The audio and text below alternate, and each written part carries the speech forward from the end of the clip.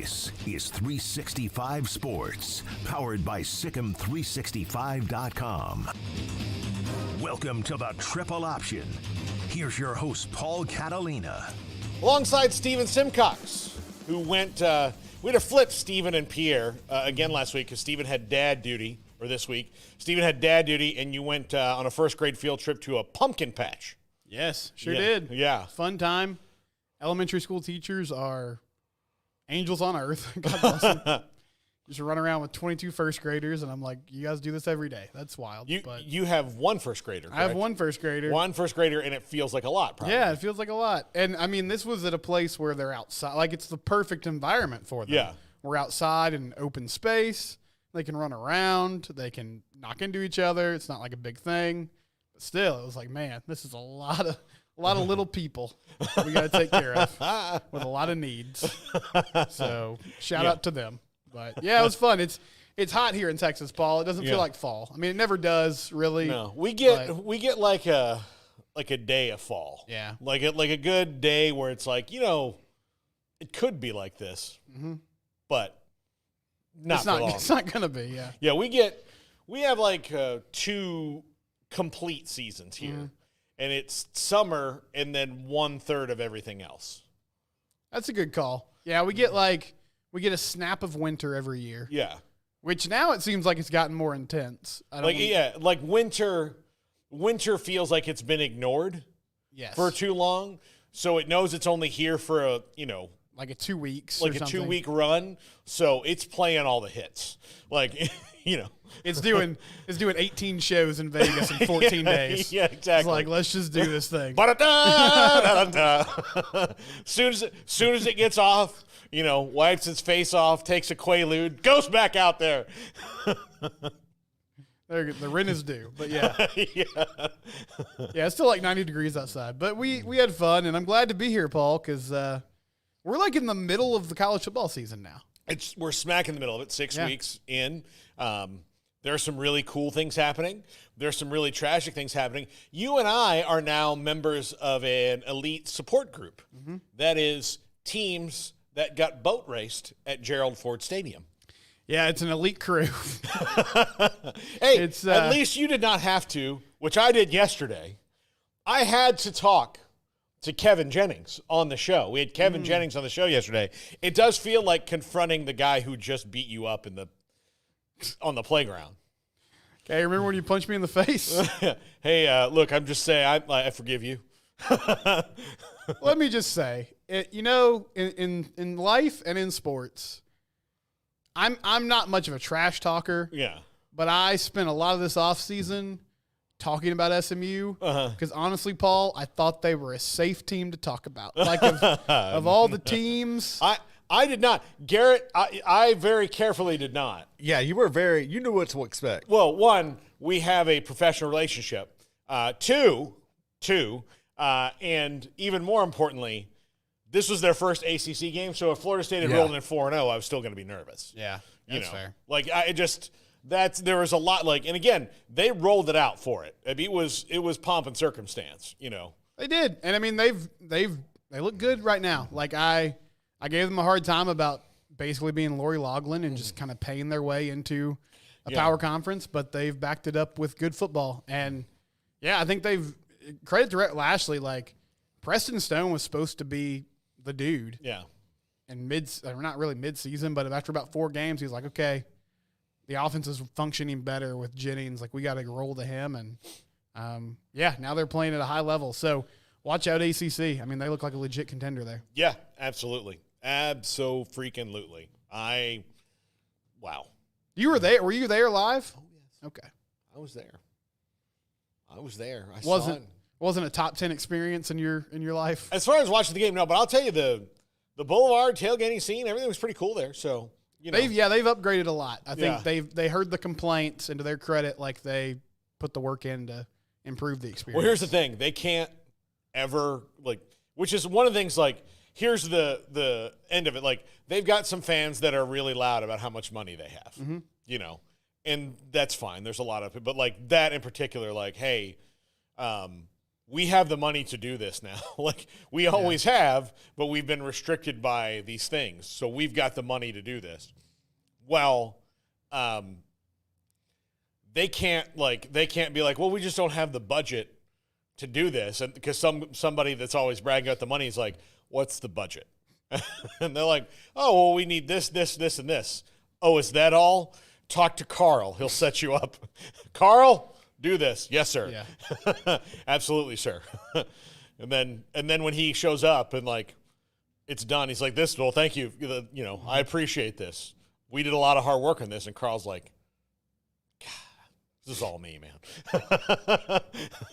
It really is. Like, it's hard to grasp their alumni base. I mean, everybody has rich alumni. Like, everybody has your couple people that, but they live in the richest neighborhood that's in Dallas proper, like the school does. They have private island money.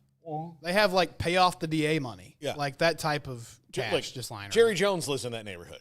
You know, like, that's right. That's who lives in that neighborhood. I think he does well. Yeah, he's doing fine. He's doing good. You know, they rolled out, George W. Bush did the coin toss, which means that next year when they come to FSU, we've got to roll out Jeb. The most low-energy coin toss of all time. Please clap.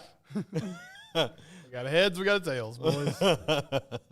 There's a reason one of them was charismatic enough to be president. No, I'll say this. I loved Jeb Bush when he was the governor in Florida. He was actually the first person I ever voted for. When I turned 18, I voted for Jeb Bush. So, yeah, that was my first big vote, was Jeb. He came to my high school a couple times, met him, you know, yeah. Oh, how politics have changed. Yeah. Right now, could you imagine, like, going to a high school kid and being like, hey, J.D. Vance is here. You want to give him a tour? And you'd be like, oh, I gotta. Hey, kid, you excited about Senator Chuck Schumer walking around here? Bernie Sanders is here. Want to give him a tour? What are these? They have computers in the classrooms? Whoa. Oh, man. School lunches used to cost a nickel. A dime would get you 2 fudge rounds. We had a bus that ran on steam. So, so Steven, there are a couple things I do want to get to. Funny things I found in the news. Garrett, which one are you going to do first? So the first we have are teams that Ashton Jeanty has rushed more. Okay. See, these are teams that Ashton Jeanty has rushed for more yards in on this young season here. And let me pull it up. I can't list them all, but that is insane. Yeah, it's a big list. Wow. My team is on there. All three of Garrett's ours are. team is on there. Yep. Yeah, all 3 of our teams are on there. Although I don't know if that's necessarily like a badge of honor, like to be. No, it's not. But the crazy thing is, like, there's teams on there that, like, BYU is a good team that part of their identity is running the football. I mean, that's what they want to do, you know? Minnesota kind of the same way. Like, there's a lot of teams on that graphic that it's not just teams that are bad. Like, he's killing it. And that tape, did they play Washington State this past week? Was that their opponent, Boise State? Yeah. Somebody, compiled, like, all his runs. That tape is ridiculous, man. I mean, he's just shaking people left and right. He's bouncing off tacklers. If you haven't had a chance to watch Boise this year, he's worth the price of admission. I mean, just, like, put your TV on that and watch him go, because he's an old school type of workhorse back that we don't really see anymore. Yeah. Oklahoma's on that list. Cal has Jaden Ott. They're on that list. Oklahoma State has Ollie Gordon, and they're on the list. I know they haven't run the ball like they wanted to. But no, I mean, but that's the thing. It's like Ollie Gordon's team, Jaden Ott's team, for Clemson, Phil Moffitt's team is on there. Phil Moffitt's a good, very good running back. Most of the Big 12, I think, is on there right now. Most of everybody. It feels like a pretty big list. So a lot of the Power 4, Power 5, yeah. Yeah, absolutely. Mizzou on that list. I mean, there's Georgia. Georgia's on that list. That's insane. Yeah, Air Force runs the option. Air Force runs the triple option. Yeah, absolutely. So that's a wild one. Okay, next up. This is the most obscure basketball team that each Big 12 team has played. Mm-hmm. And I wanted to go through this list with you, Stephen, because it is hilarious to me. Here we go. This is from Texas Football Life. Arizona, in 1941, had a 57-39 win versus Lily Ice Cream. So here's what I learned from this list, not to spoil it, but a lot of companies were just hooping up with colleges back in the day. Yeah. It was like intramurals. It was like, hey, Dan from accounting, like ball up top. Let's go. Yeah. We're playing Nebraska this week. But so yeah, Lily Ice Cream. Okay. So congratulations to Arizona on that win. Arizona State lost 21-20 versus Jerome High School in 1924. Barn burner. A low point. Low point, I'm sure, in the Sun Devils basketball history. They still had peach baskets in 1921? Probably. It was probably pretty close to it. For Baylor in 1939, they lost to Dr. Pepper 41-36. So the Dr. Pepper bottling plant, if you've never been to Waco, Dr. Pepper was invented here. You can go on a really fun tour of it's self-guided. Costs about $10 a person, I think. But you can go through the Dr. Pepper Museum and the original bottling plant. And so that was here. And they had a basketball team that was better than a national champ eventually. So, yeah, I've lost some battles to Dr. Pepper in my day. Yeah. Hypertension, stress. When I go somewhere and they have Mr. Pibb instead, which is just like, just shut down your business. Yeah. Or are you even trying? Yeah. Don't put Mr. Pibb in here. Yeah.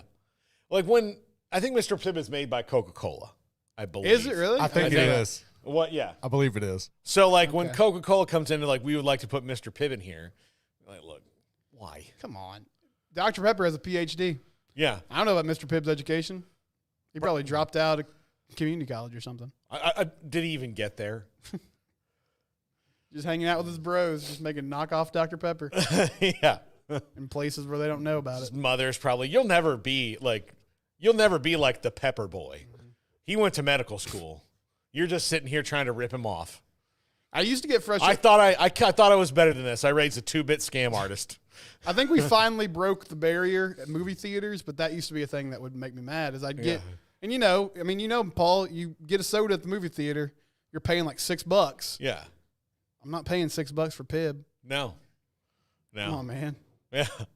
It's ridiculous. But congratulations to Dr. Pepper on their big win against Baylor back in the day. I'd like to see Scott Drew and company lace it up against the Dr. Pepper factory right now. Yeah.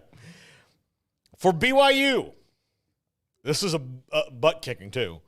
A 49-25 loss to Piggly Wiggly grocery store. Well, that's a tough one. Throw out the records when Piggly Wiggly and BYU get together. Yeah. Piggly Wiggly does sound like a whole. Are there still Piggly Wigglies around? All across the South. Yeah. Oh, okay. Yeah. Actually, in Tallahassee forever, there was a knockoff convenience store, the guy called Hoggly Woggly. I like that.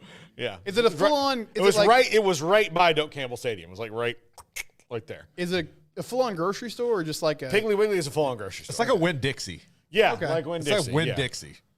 Yeah. You know what I miss? Kmart. Is Kmart still with us? No. Okay. R.I.P. I don't. Listen, I used to work at Target. Yeah. Yeah. Red Circle for life. Oh, that's like like gang wars, like territory. Yeah. They brainwash you too. Like you watch when the training, you'll watch training videos and they'll especially in 2001 when I worked there, Kmart was still around. So there was very much like a section on Kmart slander and a section on Walmart slander. And yeah. I sure did brainwash you because I said Kmart and you gave me a cold response. I'm just telling you right You're now. like, Like I was asking you for a kick Is or something. there a Kmart field? No. There's a Target field, damn it. Yeah. Go Twins. We're the elite. That's right. You survived. Yeah. Take that, Kmart. You know why? Because we made deals with people like Chip and Joe and Oprah. That's true. Yeah. And Kmart's rolling out the Mickey Rourke collection of sweatpants. Kmart can never hoop either. That's why Piggly Wiggly's still around. Yeah, exactly. For UCF, a 94-79 win versus the Orlando Gators in, what year? What year do you think this was? 92? No, 1970. Oh, okay. 1970. But still, even into the 70s, we're still doing this. For Cincinnati, a 39-14 loss versus Goodyear in 1935. Take a break from those tires, boys. We gotta go play. we gotta put a wampum on those Bearcats. We gotta run the four corners offense against Cincinnati this afternoon. Yeah. For Colorado in 1909, a 76-10 win over Leadville High School. Like Leadville they just sound like in the story, like just so you know they're slow. I feel like I know this is basketball. But I feel like Dion is maybe the most likely coach that would still schedule a high school if it was allowed. Prime prep right there. Like just Travis Hunter one-hand catching over some poor Colorado high school. Yeah. Okay. There you go. Yeah. Obviously, that game in 1909 didn't help the city. No. It's probably tanked it, honestly. Yeah. The University of Houston, 53-49 win versus Brooke Army Medical Center. That was a tight one. Yeah. Yeah. Brooke Army Medical Center in 1949 had seen some stuff now. That's true. Yeah, I didn't think about that. So, yeah. They were just taking an afternoon off. Yeah. Trying to forget some of those images they've seen. Yeah. Okay, Iowa State, a 21-11 win versus Fort Dodge YMCA in 1921. I wonder if they played at the YMCA. Maybe. Clear it Road out. game. The clones are here. Yeah. Got a game. Yeah. For Kansas, a 28-26 loss, so it was close, to Hilliard Chemical Company in 1924. Hilliard Chemical running out of the tunnel, seeing the Beware the Fog sign. Yeah. This was like 1924. I mean, here's the deal. James Naismith was there in 1924. That's true. So he's probably furious. And I would have been furious. Like, every game I coached, if I was James Naismith, like, guys, I invented this shit. We cannot lose. Like, what? Like, you know how bad it makes me look that I, the inventor of this? Like, do you think we'll just walk into Edison's house and tell him how to turn on light bulbs? No. I didn't string a basket up on a, net there for you guys to lose to chemical companies. Yeah. Rough scene. Yeah. I didn't. I just have a feeling. Like, we did this before. It was like most games were like invented by like drunk dudes. Like, you can just see like Dr. James Nathan, like, I got to come up with something. Hey, take that and nail it to that pole. Somebody get me a round ball. Yeah. It's a ball. You got a volleyball? All right, throw it in there. And then like a couple years later, like, you know what we should do? We should cut the bottom out of the basket. We have to keep going up there. Yeah. I get so annoyed every time somebody got a bucket. Like, man, I got to go up there again. Yeah. Thanks a lot, Steve. Could you imagine like the UNLV running Revels playing in those rules? Like just every 7 seconds, the jander's climbing a ladder again, trying to get that ball out. Yeah. All right. For Kansas State, a 23-18 loss. This is my favorite one of the whole one. The favorite one. Good. Just to dentists in 1907. Just a group of dentists. They lost. Not a single practice. Just like the dentists from around Manhattan. They put an ad in the They newspaper. put five dentists together. They said, "Are you a dentist? Can you come hoop?" 5 out of 5 dentists agree. They lost to dentists. They lost to dentists. Oh man, 23 to 18, 1907. So Jerome's hanging needs to recreate that. Get the Kansas City dentist out there. Yeah. So, in 1948, Oklahoma State destroyed Ecuador, 77-30. International conflict. Yeah. We go to Stillwater, Oklahoma. We play the basketball. I think we need to send the team back to Ecuador and just send Mike Gundy. I would love a Mike Gundy travel show. Like, let's just get Mike Gundy in Ecuador for a few days. Just let him meet some of the locals. Yeah. Try some of the cuisine. Yeah. When can we? His first question is when we're going fishing. How's the fishing like down here? Okay. TCU. Ooh, Steven. I mean, it's a win. It's a win. And this sounds very much like a TCU thing in 1924. They have a 35-32 win versus the Sunday School All-Stars. Heck yeah, brother. I was a Sunday School All-Star, I think. I was pretty good in Sunday school. Yeah. I didn't get invited to the basketball team, though. Yeah. Okay. Texas Tech. This is very on the nose for West Texas. They had a 38-36 win versus Phillips 66 in 1940. Just trading oil secrets. Yeah. Get out there and hoop. For Utah, this is pretty interesting. They beat Brooklawn Creamery, a dairy, in 1934, 39-31. I'm telling you, we need to bring back companies just getting after it. Yeah. Just playing ball. Yeah. Go schedule some local colleges. Could you imagine, look, these guys have really strong hands. It's from all the milking. I know. That's the thing.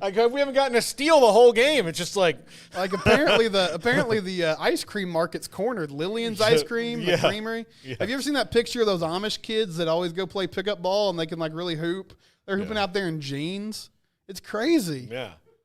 They're just so strong, I guess. Yeah. When they get done milking cows, they're just shooting it around. Or raising a barn. Yeah. Yeah. All right, this is, and alphabetically this worked out, but this is the worst one. Okay. West Virginia is the only team we haven't talked about. In 1907, they lost 53-5 against Smith Skating Rink. Man, you don't know. They had some shooters at Smith Skating Rink. You think they were just on skates? They were spreading the floor, just behind on the roller back, skates. yeah, on roller skates, doing circles around them. That's before they had the rules. Everybody's got to wear shoes. What are we supposed to do? They're just going. If Huggy Bear was out there, he'd be like, "Am I drunk or are those boys on roller skates right now?" Yeah. That would have been more hilarious if it was 2015. I'm trying to press these boys, and they're just skating right past me. Like a bunch of Sonic car hops. This doesn't seem right. Doesn't seem right. When we come back, I told you we were going to talk about something else today other than this. We'll talk about something else. We'll talk about something else. I'm just still stuck on the skates. This is 365 Sports.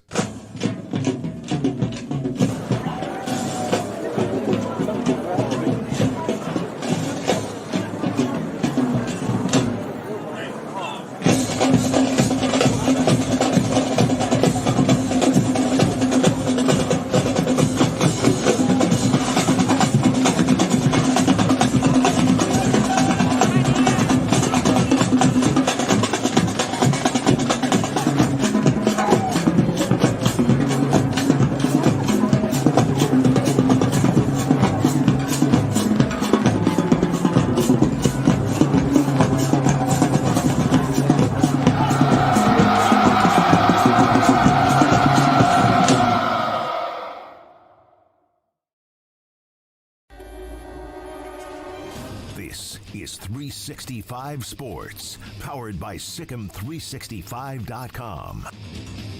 Welcome to the Triple Option. Here's your host, Paul Catalina. Welcome in, Paul Catalina, Steven Simcox. Steven, what are your thoughts on the Big 12 right now as a conference? And from what you thought, let's go in the past. 6 months ago, right at the beginning of the season, right now. Well, before the season started, I thought it was a league that could get more than one bid in the playoff. I'm starting to doubt that with all the parity that's around it right now. I still don't really have a great feel. I still believe in Utah. but the Cam Rising thing, we just don't know what the deal is and when he's going to come back, so it's hard to completely buy in. Arizona's kind of a weird team because they started off slow, but that was a big win for them, and it feels like they're coming into their own. A lot of the contenders, like Oklahoma State and Kansas State, had early slip-ups. Well, Oklahoma State's really struggling, but I think the team that surprises me, I still don't think they're built for the long haul, but it's hard to ignore Colorado right now. Yeah. I mean, I know they shouldn't have beaten Baylor, but they did. I was surprised at how they handled UCF. I still think when it comes down to it, I like Kansas State or Utah, depending on what happens at quarterback. But, I mean, I think it's a fun league. I'm not sure if anybody's truly great. I think everybody has their flaws. And from like a national perspective, I'm concerned that it's just going to kind of fall in the background a little bit because it's like, oh, well, it's a bunch of teams beating up on each other. And not like in the Big 12 basketball sense where there's really elite teams and they're playing every week. It's just like everybody's kind of mid to a certain extent. Yeah. I thought after a couple weeks ago, UCF might be able to take a step forward, and then Colorado went there and thumped them badly. Yep. UCF needs to get to that, like, in big moments, do big things. And, like, last year, their first Big 12 game at home was Baylor. They had one of the most epic collapses in their history. And then their first, this is a bunch of attention, big noon kickoff, tons of TV eyes and all that. And it was just another coronation for Deion Sanders and Travis Hunter and Shadur and all that stuff. So they've got to get to that point where they start closing, like, in the good spots. Right. I think that they will. I think, Colorado was able to take them out of their game really early and change that. But, yeah, now that, like, I thought there was no way Colorado was going to make a bowl game. Now they're just knocking on the door of that. And right now I think there's a way that they could be playing in Arlington, the way this league looks. And I still don't think they're a complete team by any stretch of the imagination. And they ran for 129 yards, and it made it seem like they were running the wishbone. But they didn't even get close to that in any of the other games, maybe even combined. I can't really think. I mean, I'm sure there's examples. It's hard for me to think of a team that's that limited in the trenches that has won a conference title and then made some noise, like, nationally. But, I mean, that being said, they've got great skill talent, and I think their defense has improved. I was, as you said, Paul, I was super impressed with what they did against UCF. The crazy thing to me about the league is, and I know, like, you have to take what fans get caught up in the moment, good or bad. So, your team loses and you're like, let's shut down the program. You win and you're excited. But I've been shocked at the amount of TCU fans this week, Paul, that have been talking to me and saying, like, well, every game on the schedule is winnable. And I'm like, have you watched this team this year? I mean, I know they're coming off a win against Kansas on the road, but I think the league is lending itself to this idea of, like, well, anybody can beat anybody every week. And so it's giving people a lot of hope. I don't know if there's, one program yet that's emerged besides Colorado's had some good moments. We'll see how Utah bounces back. But I do think everybody's kind of in the same space. And then, Kansas State's another team. Looked really good last week after a tough start to Big 12 play. I think they have the ingredients, but who's gonna emerge as the team to beat? I don't have a great answer for that right now. Let me ask you this, Stephen. On Oklahoma State, Mike Gundy has been very vocal about, what it costs NIL-wise and how far they can go in. I think he's willing to do that. I think he's willing to use the transfer portal.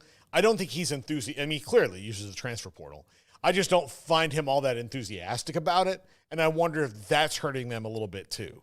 Because when you're trying to sell your donors to give you NIL, you need to make them think that the money that they're – I don't think it's going to work when people are like, look, this is the way it is. It sucks. I hate it, but you guys have to give us money. Like, that's not going to be – I think he's got to change that vibe to more like, hey, we've got to be competitive. This is a new thing. It's great for players. This is how we have to raise this money. If you want us to be competitive and compete in this league, then this is where we need to be. If you want us to compete for conference titles, compete for the playoff, and do all these things, this is where we need to be, and needs to be enthusiastic about it. And I don't begrudge him for sharing his personal feelings about it, but the thing is like, it's not going to change, and it's only going to get more difficult for you in this regard. So, maybe like you kind of have to embrace it even though you don't like it. There are things about all our jobs that even we like them, we don't like one part of it, So, but you have to embrace things that are going to help make you better. I get that, but do you feel like he's a guy that's in an echo chamber? Yeah. Where he just thinks, because I feel like every time Gundy says something that's controversial, and I'm not using it in quotes, I'm just meaning like they probably come to Mike and they're like, hey, you shouldn't have said that. And he's like, said what? And they're like, you probably shouldn't have said that COVID's going to disappear after 1 week. Yeah. But in his mind, he's like, I'm just saying what everybody's thinking. Yeah. Like, I'm just putting out the popular opinion. He seems so shocked, when I don't want to get political, but when the OAN thing hit, and he was just like, well, I just like that news station. Well, he's like, I didn't know that they were against all this stuff. He's like, well, what channel were you watching? I was just flipping through the channels one day. I was like, this is kind of nice. Yeah. These people are yelling. I like what they're doing. Yeah. I think Mike's in a space where I don't know if maybe it's echo chamber. Maybe it's also just he's been there long enough and had success. Well, he doesn't do, he'll do a national, Big 12 Media Days. He does national interview. He does his Oklahoma State stuff. He does the conference stuff. That's about it. That's it. About it, yeah. We have talked to every coach in the Big 12 except Deion and him. And we're more likely to get Deion Sanders than Mike. Well, and I think to your point, yes, he probably does need to be more gracious about it, really more for the recruiting aspect of it. But, I mean, the odd thing, the weird kind of back and forth with them is, he had that famous rant, what was it, right before the season, Garrett, where he was like, everybody needs to shut up. There's no more negotiating. You're getting paid what you're getting paid. I'm glad that we're just playing ball. But then, Paul, 2 days later is when they came out with that helmet idea that I didn't get cleared, but they were like, oh yeah, just QR codes, you can donate directly to the players. Yeah. And it was an interesting idea. So, I mean, some people there seem to get it. Yeah. But it's just he's getting dragged with the public. Although I'll tell you, the QR code on the helmet's really small. And here's the thing. I didn't say it was going to work. Yeah. Here's the thing. How am I, if I'm there, I have to go all the way down to the sideline, zoom my phone in and be like, hey, Alan, stop. I know. Can you hold your helmet right there? Well, even worse when you're watching. I got $80 for you, buddy. I know. Even worse when you're watching TV. I mean, I'm supposed to pause the live television, get up there. I mean, were they expecting the guys to just wear their helmets all the time, on the sidelines? Yeah. After they score a touchdown, just pointing to it. I don't know. Oh, well, what if you get the wrong one? No, that wasn't for Garrett Rangel. Crap. You're like, hey, cancel. Hey, Ollie, Venmo request Garrett Rangel. Can you tweeted him? Can you Venmo request him? I was trying to send money to you, but but his helmet was right next to yours on the little air conditioning thing. I didn't fully understand what I was doing. Yeah, yeah. I wonder if these are the questions that came up when they're like, well, why should we approve this? And because people can do it. Yeah, but. Can you bring one in here and just walk around the room like you're walking on the sideline, and let's see how many of us can get the QR code without yelling at you to stop? I also wonder just how much longer he can. I mean, I know he's beloved there, but there is he's officially hit a consistent roller coaster of we're good 1 year, then we're not so good. Yeah. Then we're good again. I mean, this team was they had everybody coming back. This was supposed to be it. Oh, look, but, Oklahoma State fans in mass were mad that I ranked them fourth. Mm-hmm. Right now, I think you'd be pretty damn happy to be fourth, wouldn't you? Wouldn't you? Yeah. See? I'm not so crazy. Paul kept receipts. Oh, it was Garrett. It was relentless. It was relentless. How dare you? You're like, Kelly, first of all, how dare you? But the other thing was, but I'll tell you this, and we have some great Oklahoma State fans that watch the show. I'm not Barry Crawford sent us the Pokes thing. Like they're an outstanding fan base. I have no ill will towards them. Yes, but the meanest of their fan base are the people who have been the meanest to me. Like, we're doing the post game show, and like I said, look, this is 2 years. This is 2 years ago. Like this is 22 when Spencer Sanders is back and they're off. Just barely losing that game to Baylor and think they're going to roll through, and they had all these injuries. And I was like, look, the Big 12 is a tight conference. Like, Baylor just lost a game that was close. I'm like, this is going to happen to pretty much every team in this conference. They're going to lose a game. And this guy's like, listen, you fat clown. Oklahoma State's not going to lose. They're not going to lose ever, fat idiot. And I was like, whoa.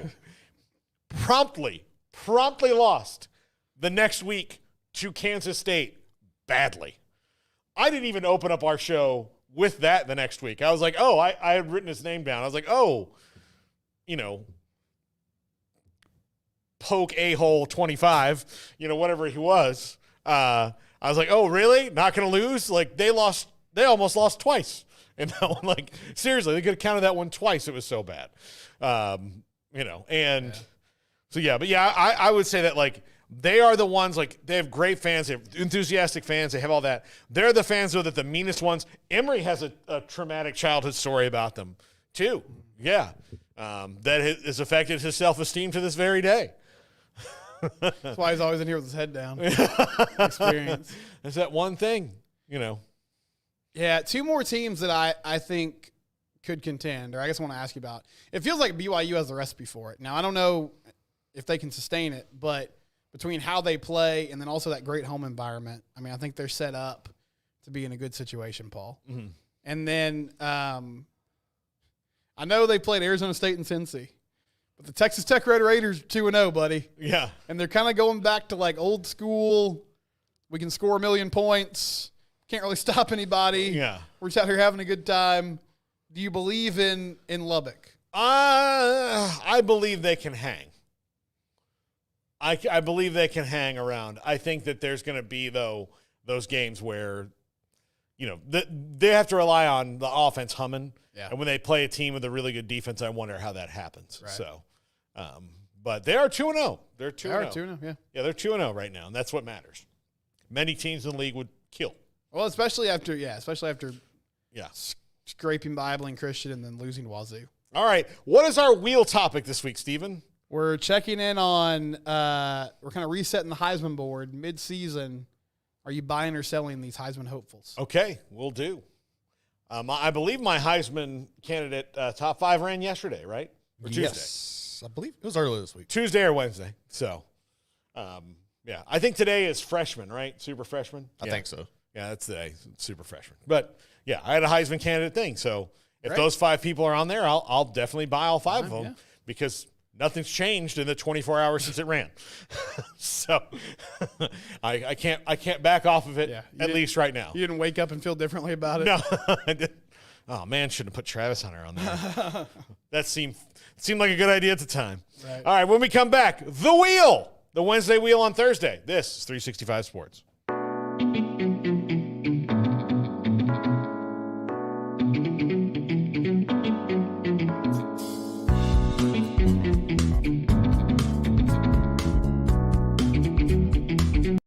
Fantasy Sports EVO, the next evolution of daily fantasy sports. Tired of traditional fantasy sports where you spend hours upon hours studying individual players? EVO's unique team-based platform makes it easier than ever for all sports fans to play. No need to know individual players. Just choose your contest, select your teams, and enjoy the game. Whether you access our website from a desktop, mobile device, or the app, the experience is the same. EVO is for all sports fans. Join Fantasy Sports EVO and experience the evolution. This is 365 Sports, powered by Sikkim365.com. Welcome to the Triple Option. Here's your host, Paul Catalina. All right. We got a wheel for the wheel. A wheel. Yes. Steven, can you reach the wheel or I need to reach the wheel? My bad. I put it too far. Put it too far away. All right. There you go. Steven, put it next to you. YouTube magic, my friends. Yes. Okay. All right.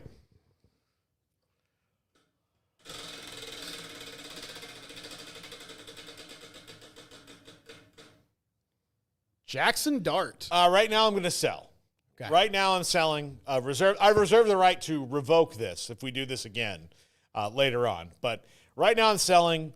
Kentucky shut them down pretty effectively last week. They still have a great offense, but that was their first real test in the season, and they lost. And so I still think that they're a playoff team, but I don't think as highly of them now as I did a week ago because, again, their roster's built and all that, and everybody's going to have a bad game. But I mean, that offense looked bad. I know Kentucky's got a good defense. But. Yeah, but I mean to lose a game like, to not be able to score 21, come on. That's a rough scene. I know. Yeah. I mean, I can't say I'm shocked because it's Ole Miss still, but man, what a way to fall in your face immediately after all that preseason hype. Yeah. All right, we're selling on Jackson Dart. We are.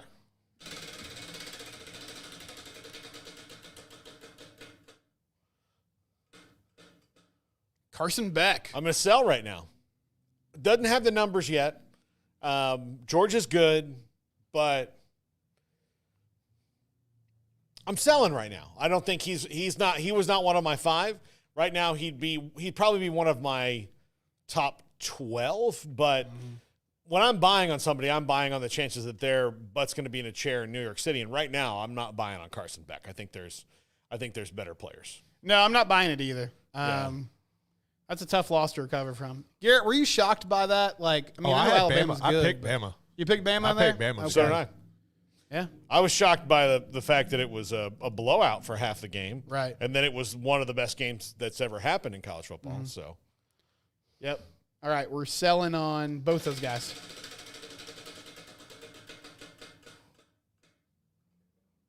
Shedeur Sanders. I'm going to sell right now. I'm going to sell. I think he's got a teammate that's going to be there. I think that will take away some votes from him, even though I buy him more than I buy Carson Beck or Jackson Dart, because I think that he will have the stats and he will also have the, well, what if he wasn't here thing a lot better than they will. Because, look, if Shedeur Sanders wasn't there, I don't care how damn good those wide receivers are. No, I mean, that would be a disaster. He makes a huge difference. And, I mean, the good thing for Shedeur is, and for his teammate too, but they're always going to be in the national conversation, like no matter how good they are, which it looks like they're going to be playing meaningful football late in the season, which is beneficial for them too. But, I mean, he's answered the bell in a lot of ways, and the whole team has kind of silenced the doubters, but he's been a huge part of that. So I think ultimately, though, it's going to go to his wide receiver / corner. Yeah.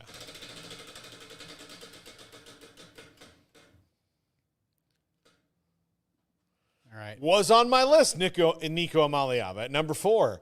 If Tennessee keeps winning and they keep winning the way that they are, he's definitely going to be in contention for it. He's unbelievable. He's, if not for a couple of people on this list, people will be talking about him more. Yeah. But now Tennessee has yet to really be tested outside. Well, they were against Oklahoma, and he played really well against Oklahoma. So, yeah, but they've only been tested once. Let's see what happens as they get into the teeth of their schedule. But, right now I'm buying wholeheartedly on Nico.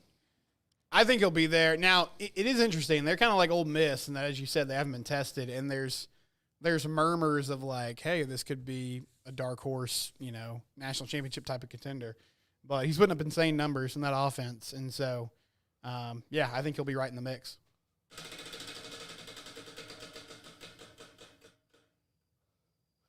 Ashton Jeanty, bye.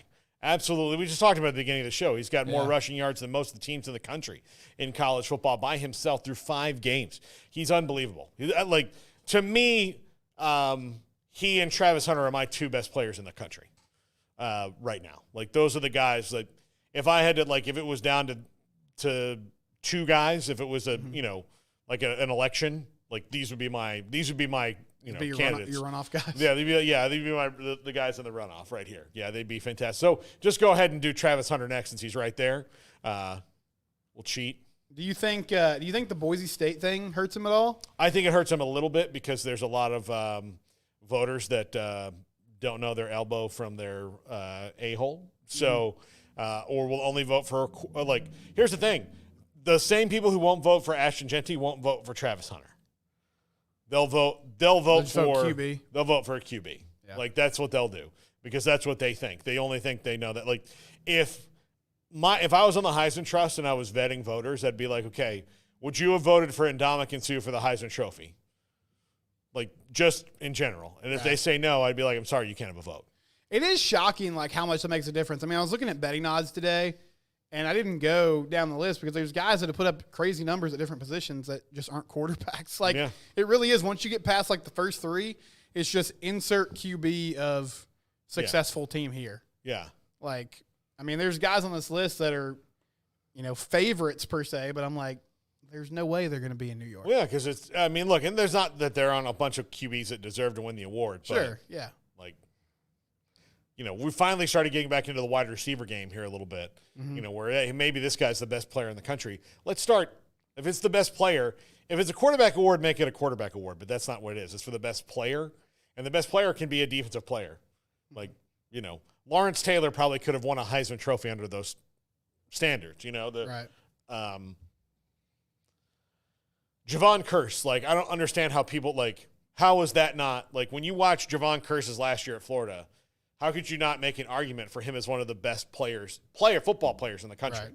And I know they're like, well, the quarterback's involved in every play. Like, so is Javon Curse, so is Ndamukong Suh. So are guys like that. They were absolute unholy nightmares for teams, How does Travis Hunter compare to, like, Deion when he was at Florida State?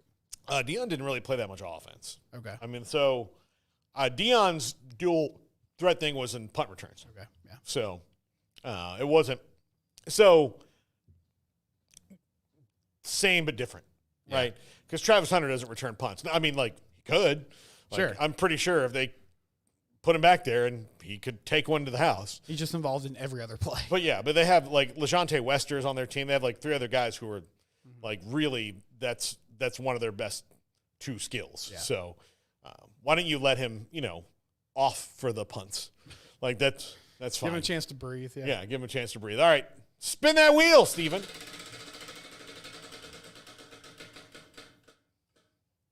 Trey Harris, Ole Miss wide receiver. Not buying it right now, although I really like him. He's really good. Yeah. I wouldn't be mad if he found his way into the 817 area code next year. He's or whatever Frisco is. Yeah, I'm not sure what Frisco's area code is. Arlington's 817, so that works. Yeah. He's got 49 catches already. Yeah. I mean, I know that schedule has been soft with the exception of Kentucky, but he's been a monster. Yeah. No, he's been one of the best in the country. And people aren't really talking about him all that much. No. Because of the schedule. Right. Like, again, when you have 9 catches against an FCS school, people are like, well, yeah. I mean, you should. Did they throw 9 passes to you? Should have caught them all. It's like when Kansas State played dentist. Lost to dentist. They lost to dentist. Lost to dentist. It's different. Yeah. Those guys can do a root canal and then shoot a 3. Yeah.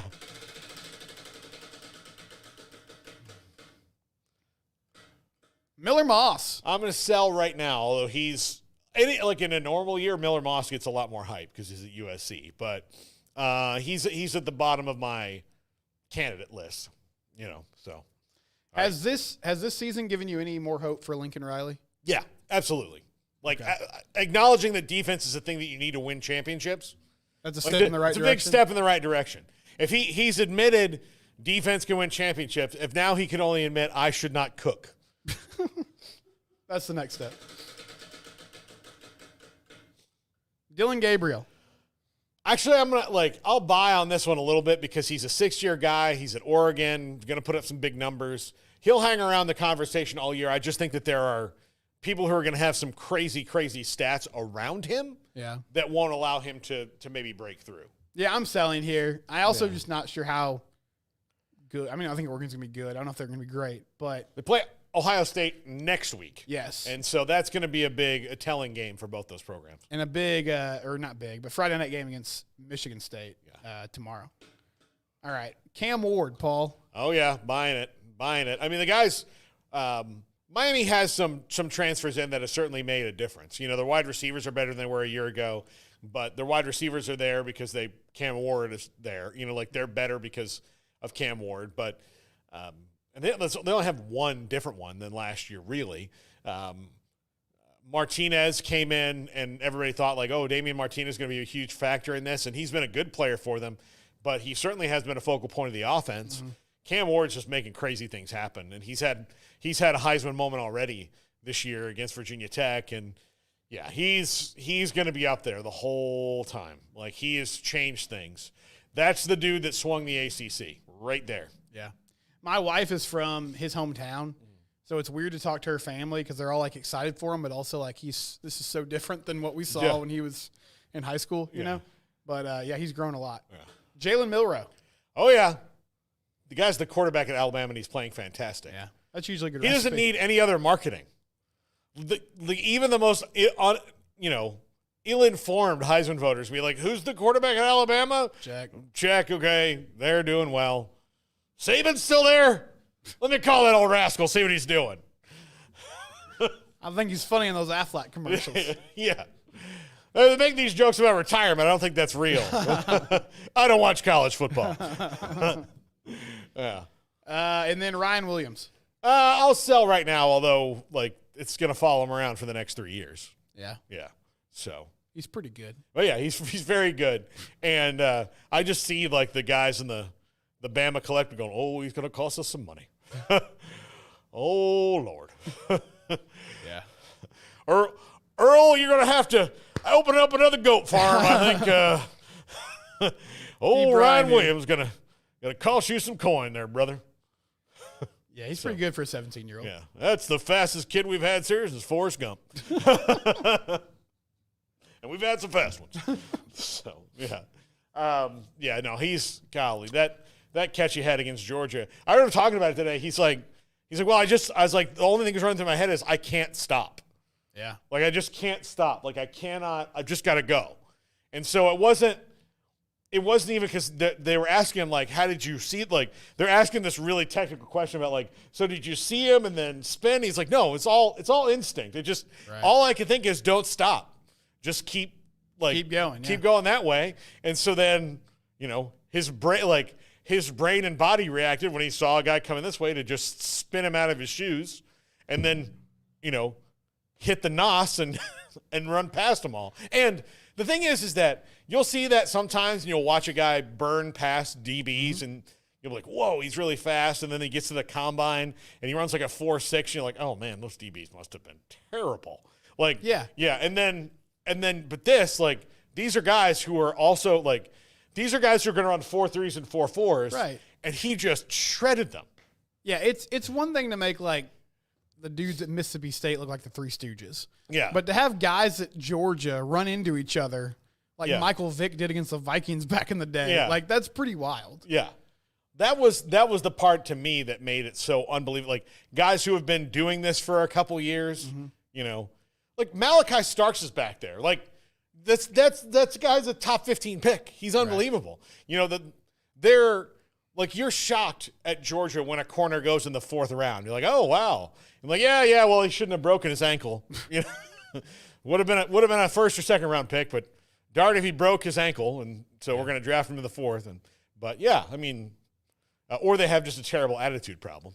But right. But not talent deficiency. Yeah, there's not talent deficiencies there. Right. I'm pretty sure if Kirby put the hand timer on you and you're at a 4.5, you're like, well, you're a safety, sir. No, but my coach said I'd be a great cornerback. And a lot of places you might be, but stay in the slow lane, brother. But you see that? That's Ugga over there. He won't even lick his ass for a cornerback like you. He will for a safety, but not for a corner. Left lane's for the fast guys. That's right. Well, Steven, I hope that this was more relaxing than a first grade field trip. This was fun, man. Yeah. I loved just learning about hoops back in the day. Yeah. Dentist. Do you want to get his opinion on Antonio Pierce real quick? Oh, yes. We did not do this. So okay. Antonio Pierce has an 8-year show cause. When he was the defensive coordinator at Arizona State and violated COVID restrictions and recruiting rules. One of the things he did, in addition to the meals and the entertainment and all the other things that they did, is he took a recruit's parents who did not wind up signing with Arizona State, by the way, to a gentleman's club. Okay. Well, I mean, you got to meet people where they're at, I guess. Which brings us to a new segment we call That's a Choice. That was a choice. I just need to know, I mean, who initiated the trip, you know? Like, I don't, if I'm meeting somebody initially and we're having kind of that process of like. When they say family, I'm almost betting this is dad and uncle and not dad and mom. You don't think it's dad? Like, because if it was dad and mom and they said yes, I would think that their kid would have wound up at Arizona State. I'm thinking that it's dad and uncle, and then they got back, and your mom's like, what's all this glitter on your shirt? And he's like, what? I mean, Coach Pierce took us out to a place he frequents. Like, what was the place? I was like, I don't know, Hippo. The Chapel Roan concert. Yeah, it was Hippo something, Hippo. It was something in like Mint and, oh my gosh, I want to say it's like it was a very classy place. It was like, Hippopotamus Gardens or something like that. Like, oh, you mean the Spearmint Rhino? Like, yeah, that was it. Oh, man, they had a great breakfast buffet. It was weird. He handcuffed me, put me in the car. Yeah. So if you want your son to get this scholarship, that's what you have to do. It's like a Hooters, but darker. So, no,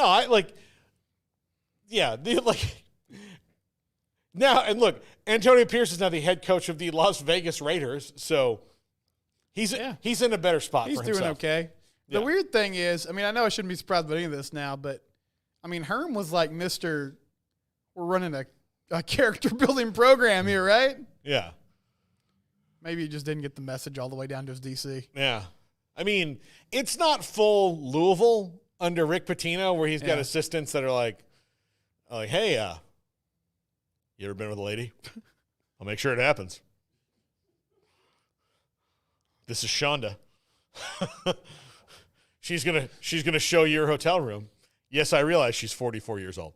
I just like the idea of who's the assistant coach, Lee Corso, going up and saying, "You ever been with a lady before?"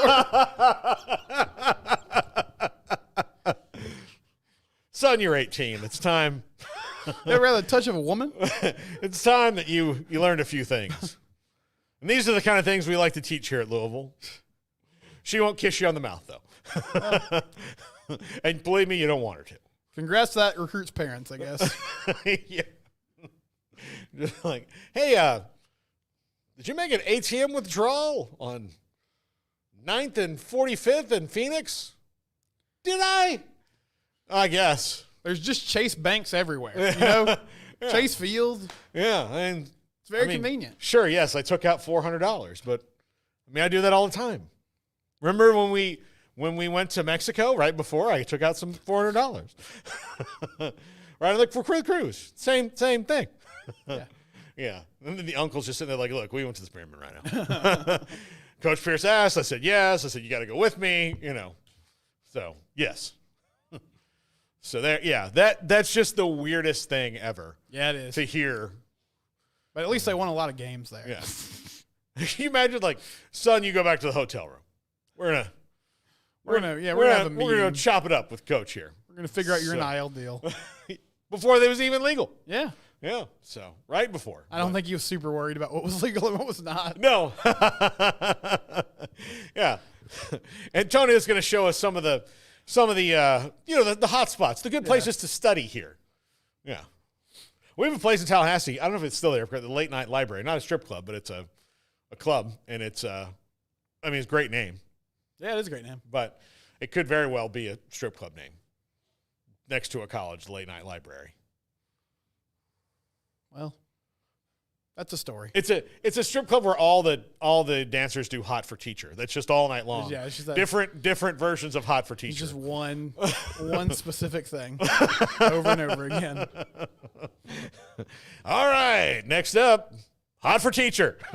I need to know what time they went. Did it say that? No. Yeah. They go, like, was it late night or? Yeah, were they getting like popcorn chicken at 2 p.m? Yeah. Yeah. My best friend. That at Sonic. So when I lived in Tampa, my best friend worked in a shipyard, and he's an engineer. But so like they had the engineering office, and then they would have like you would see like at lunchtime. Lunchtime was the end of the early shift, right? So you'd watch all these guys, and Tampa has quite a few strip clubs. Go right across the street here to a strip club and a boatyard. So just think about that. Yeah. At noon on a Tuesday. But I would go pick him up for lunch sometimes. And I'm like, hey, where are all these guys going? He's like, over there. And you look and like, no way. He's like, yeah. He's like, they keep trying to get me to go. I'm like, I'm not going. Like, he's like, oh, the sandwiches are great. He's like, there's no way. The sandwiches are great. Over there. Like, oh, no, man, the Philly is unbelievable. And you're like, I'm not getting a Philly cheesesteak. Turkey and Swiss is just to die for. Yeah, a club sandwich over there is unbelievable. The fries, so crispy. You can get a pickle. It's great.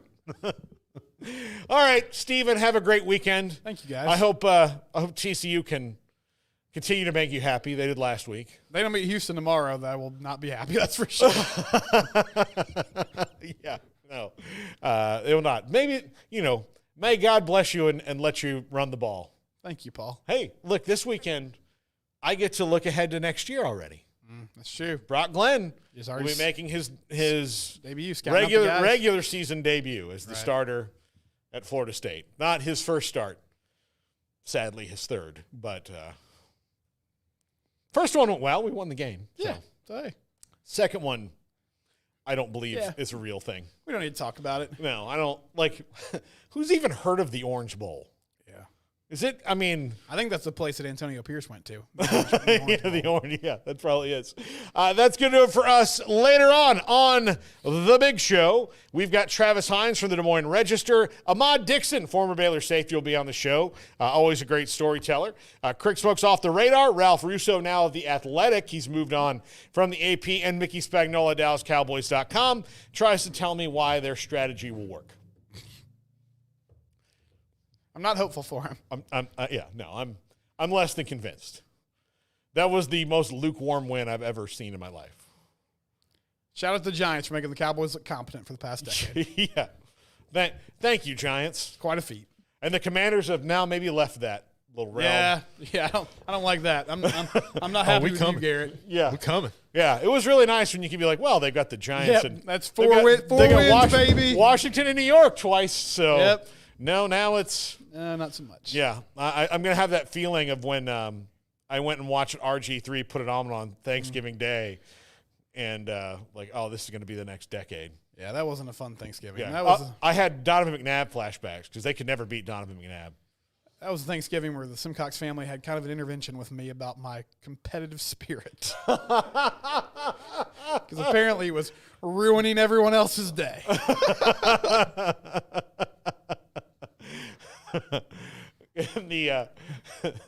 Like, you didn't even put your fist in the stuffing. It's kind of yours now.